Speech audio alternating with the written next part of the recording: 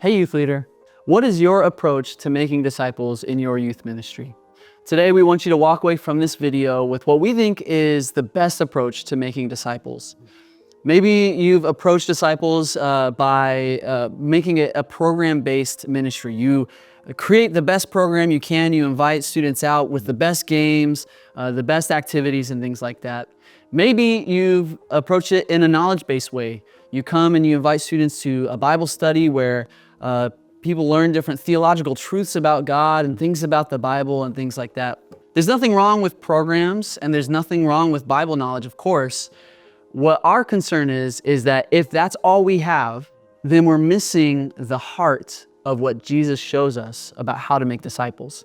So we want to propose a better way to approach youth ministry and making disciples, and that is through a relational framework. That is through relational discipleship, building relationships with students and introducing them to the God who's all about relationship. Yeah, what if we would focus more so on the quality of discipleship and the quality of relationships, more so than worry about the numbers of students showing up to our ministries, or more than worry about the number of students who are getting baptized. Let's focus on the quality of the relationship that we're developing with our students and see how Jesus can use that to disciple his teenagers. Because at the end of the day, whether we like it or not, God probably cares more about your students than you actually do.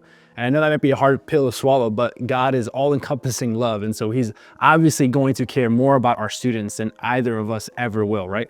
And so what does it look like then to develop a framework and a strategy that revolves around relationships rather than just program or knowledge or any other framework that we have in youth ministry?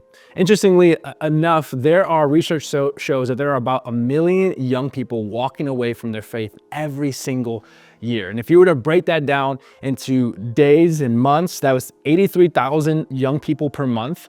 That's 2,976 students per day.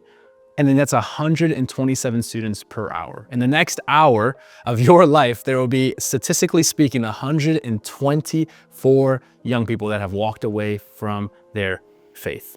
Let me give you a couple more interesting statistics. By 2050, it is estimated that in a base case, there will be about 35 million young people who were raised in a Christian home that will disaffiliate from Christianity.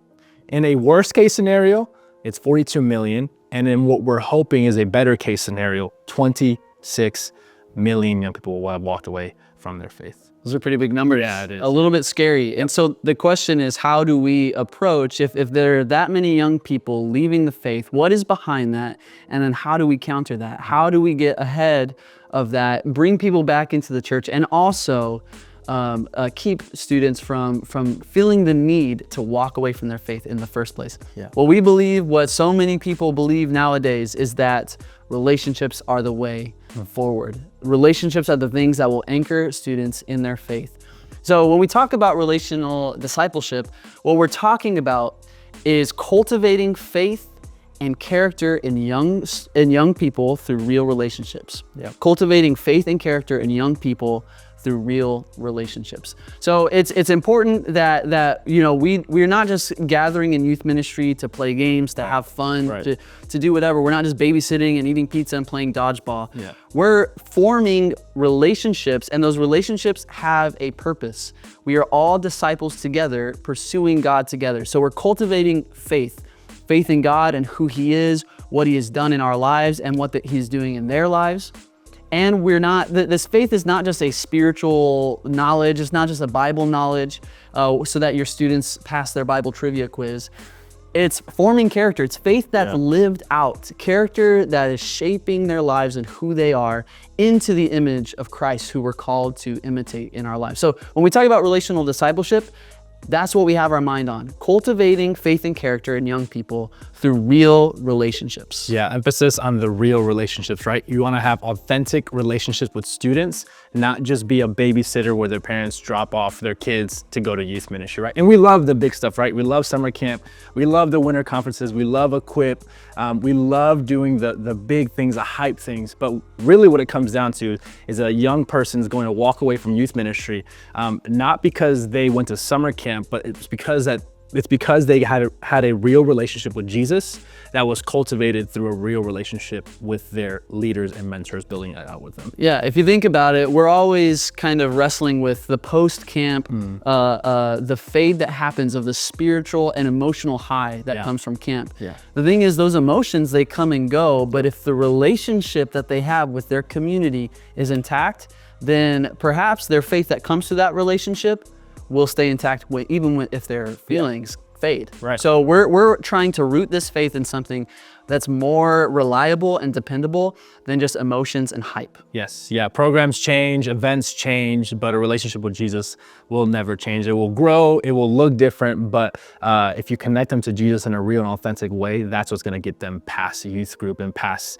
high school, right? Going into the adult world with a genuine connection to Jesus. Actually, in my own life, I experienced this tremendously at the high school level. My youth pastor took the time to spend and pour time into myself and a couple other guys and built a real and authentic relationship with us that allowed us to be safe and curious, to ask questions, to have doubts. And that in turn encouraged us to continue to pursue our faith and continue to develop real relationships, a real relationship with Jesus. And actually, I'm thankful to say that everyone who was in that group is still a follower of Jesus today, right? Ups and downs, challenges in life, but everyone is still has a relationship with Jesus, and most people are serving in the local church or serving in ministry because of that foundational time that our youth pastor poured into us.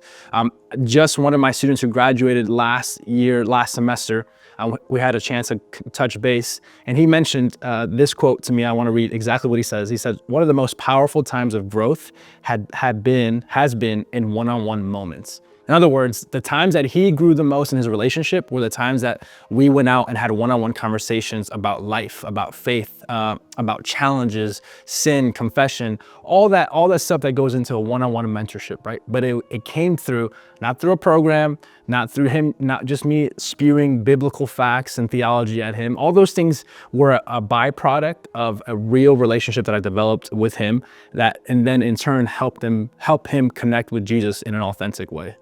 Yeah, so there are many ways that relational discipleship can look. I can echo the story. My life has been shaped by mentors that I've had in my life. But the question comes up, how do we do this? What do we do to achieve a ministry that makes disciples through relationships? We have just a couple ideas. It's a huge topic. It's something that we're constantly talking about and will be continuing to talk about. But just a couple ideas, some core elements.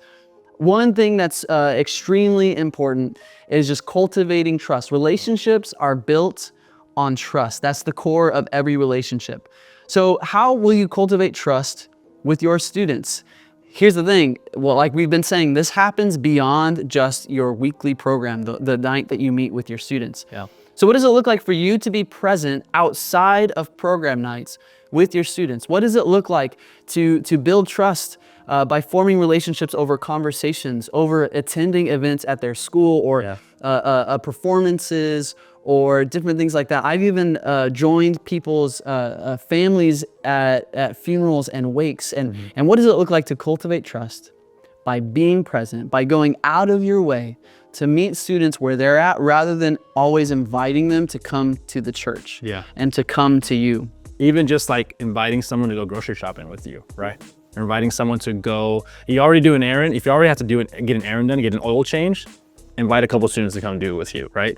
That is going to be those sweet moments of relationship building that happens outside of program time. Yeah, these don't have to be big, giant moments of building trust. These happen through small moments where you're putting in, people talk about it like a little piggy bank. You're putting in just a little coin at a time, and over time that builds into this wealth of relationship. Totally. So cultivate trust. Another thing we think is important is modeling growth in your own discipleship for the students. That means living an authentic life with your students. So you're going to meet students where they're at, but you're also inviting them into your own life. Yeah. So what are your habits? What are the things that you do to grow your faith with Jesus? What do you do to maintain relationship with your community? What does your time management look like? How do you share your weaknesses appropriately? Appropriate vulnerability goes so far in showing students that they can trust you and what it looks like for you to have failed and to experience the grace of Jesus and to keep growing. So how are you inviting students into your life, and how are you entering into theirs so that they can see your growth? We're not meant to be superstars. We're not meant to be superheroes. We're not meant to have it all together. None of us are. So how are you being appropriately vulnerable and reliably consistent in their lives? So cultivate trust, model growth, and we'll just say one more idea, and that's this. And this is so important. Ask questions. Ask questions. And then once you're done asking questions, ask some more questions. Questions are so important for all of what we've been talking about. Cultivating trust, modeling growth. You're modeling humility and saying, hey, could you tell me more about this? Could you tell me about that? How do you feel about this? Sometimes as leaders, we're so ready to talk. We're so ready to give the answers that we know and tell people about our experiences and what we know the solution is to their problems. Yeah. But that's not always what students are looking for. Often it's often not what they're looking for. Yeah. And that can even push them away. So what does it look like for us to get curious, to ask questions, and to be curious instead of critical? Yeah. When we ask questions and they answer about how their life is and what happened in this situation that got them in trouble, instead of being critical and judgmental about their decisions or their opinions or their beliefs, what does it look like to be curious and say, would you tell me more? What were you thinking in that moment? Or could you tell me more why you see it this way? Once you do that, once they realize that you care, then they're going to care what you have to say to them in response to everything they've been sharing with you. Yeah, I think a thought that just came up to mind as you were saying that, Zach. For those of us who love giving advice and love giving our opinion, I think sometimes we forget we got to that conclusion, we got to that ability to be able to share advice by going through our own trials, right? And so as a student is going through their own trials, sometimes they have to learn the hard way. And sometimes you asking questions and helping them process may even circumvent a trial or a difficult moment coming up in their lives. But remember, you didn't get to this point in life without failing, without making mistakes. And so let the students share safely and honestly and transparently and earn the right to speak into their lives. Don't just assume you could speak into their lives because you're the leader and they're the mentee or they're the student. And I know a lot of us here are listening to this talk from Zach and I and are thinking, well, of course relationships is it's the end all be all, right? That's what I'm already doing. And I do want to affirm that New Life is really good at doing this. We do build relationships really well, and we are a church driven by relationships. I personally have seen it coming in from other churches and seen other contexts, and coming into New Life, I have seen how relationship focused we are. And so, but the challenge is that it's not just on you. As a youth leader, it's not just on you to pour into your students. This has to be a church-wide initiative. As a church, we must come together to build relationships with young people. And so you as a location leader have not only a responsibility to build relationships with your students, but you have a responsibility to share vision and to galvanize or get people together to do this with you, not just by yourself, so the burden doesn't just fall on you and a couple of leaders or parents, but as a church-wide initiative. Can we come together as a body of believers, as New Life Community Church, to mentor and disciple our young people, to have intergenerational relationships with our young people, that our young people would see that this isn't just a young adult thing or just my parents who do this. This is a church-wide community, a community of faith coming together to disciple and to mentor our young people. Our teenagers are not just a part of the church that meets weekly. They're a part of the entire church, the part of the family. So what does it look like to have an intergenerational family who pours into one another, who even maybe some of our adults are learning from the students as the students are learning from them? What does it look like to integrate that throughout every aspect of the way we do church? So this is just a little bit of a conversation on relational discipleship. There's so much to it. Like we said, we think this is essential. We think this is the best way to approach discipleship and ministry, to cultivate faith and character in young people through real relationships. So we hope that this is just the beginning of a conversation, something to spur on what you're already thinking and what you're already processing as we continue to process through all of this together. We hope you feel more prepared to make disciples in your youth ministry through cultivating real relationships between your students and God, students and your leaders, and students and peers. It's all about relationship in the end.